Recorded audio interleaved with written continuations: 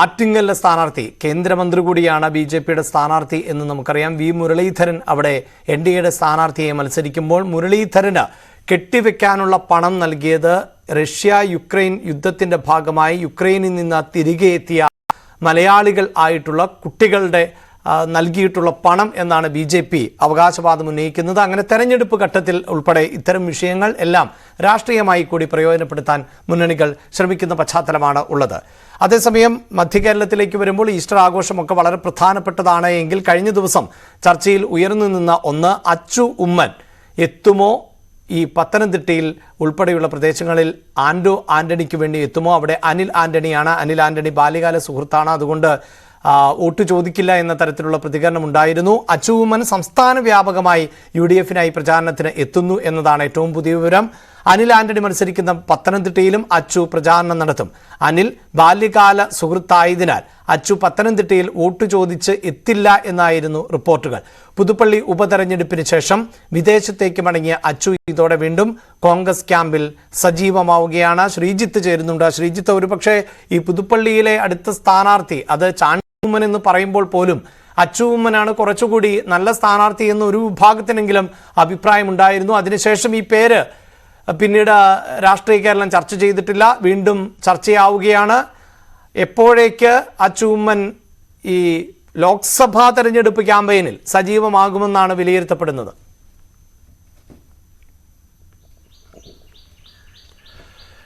അഭിലാഷ്, പുതുപ്പള്ളി തെരഞ്ഞെടുപ്പിൽ ഇവരുടെ എല്ലാവരുടെയും പേരുണ്ടായിരുന്നു. അതിന് പിന്നാലെ ഏറ്റവും ശ്രദ്ധേയമായി ചർച്ച ചെയ്യപ്പെട്ടത് കോട്ടയം ലോക്സഭാ സീറ്റിൽ അച്ചു വന്നാൽ നല്ല മിടുക്കിയായ സ്ഥാനാർത്ഥിയാണ് എന്നുള്ള തിരുവഞ്ചൂർ രാധാകൃഷ്ണന്റെ പരാമർശമായിരുന്നു. അന്ന് അത് വലിയ രാഷ്ട്രീയ ചർച്ചകൾക്ക് കാരണമാകുകയും ചെയ്തു. ഒടുവിൽ അച്ചു തന്നെ നിലപാട് വ്യക്തമാക്കി. താനിപ്പോൾ തെരഞ്ഞെടുപ്പ് പൊളിറ്റിക്സിലേക്ക് ഇല്ല എന്ന നിലപാട് വ്യക്തമാക്കി.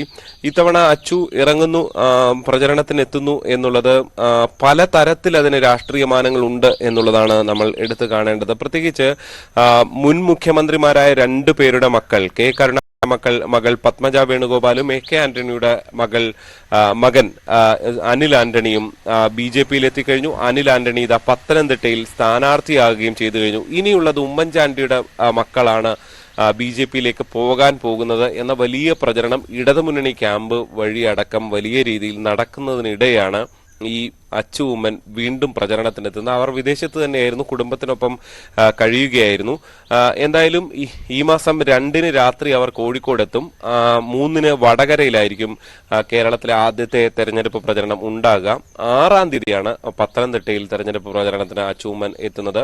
അച്ചു ഉമ്മൻ ഒരു പരിധിവരെ ഒരു വലിയ സ്റ്റാർ ക്യാമ്പയിനറാണ്. പ്രത്യേകിച്ച് ഷാർപ്പായി പ്രതികരണങ്ങൾ നടത്തുക, ജനങ്ങൾക്കിടയിലേക്ക് ഡൗൺ ടു എർത്തായി നിന്നുകൊണ്ട് പ്രവർത്തനം നടത്തുക, ഇങ്ങനെ ഇതിലെല്ലാം അച്ചു ഉമ്മൻ ഒരു മികച്ച രാഷ്ട്രീയക്കാരിയാണ് എന്ന് കോൺഗ്രസ് ക്യാമ്പ് വിലയിരുത്തിയതാണ്. അതുകൊണ്ട് തന്നെയാണ് അച്ചു ഉമ്മന്റെ സാന്നിധ്യം അവർ ആഗ്രഹിക്കുകയും ചെയ്യുന്നത്. മാത്രമല്ല BJPയിലേക്ക് കോൺഗ്രസ് നേതാക്കൾ എന്ന ആരോപണത്തിനൊരു മറുപടി നൽകുക കൂടിയാണ് ലക്ഷ്യം. എന്തായാലും പത്തനംതിട്ടയിൽ അടക്കം സംസ്ഥാനത്ത് എല്ലായിടത്തും അച്ചു ഉമ്മന് പരിപാടികൾ ഉണ്ടാകും. ഏതാണ്ട് 7-ാം തീയതിയോളം കണ്ണൂരുണ്ടാകുമെന്നാണ് അറിയുന്നത്. പക്ഷെ അതൊക്കെ KPCC തീരുമാനിച്ചു വരുന്നതേ ഉള്ളൂ, അതിന്റെ ഒരു ഫൈനൽ ചാർട്ട്.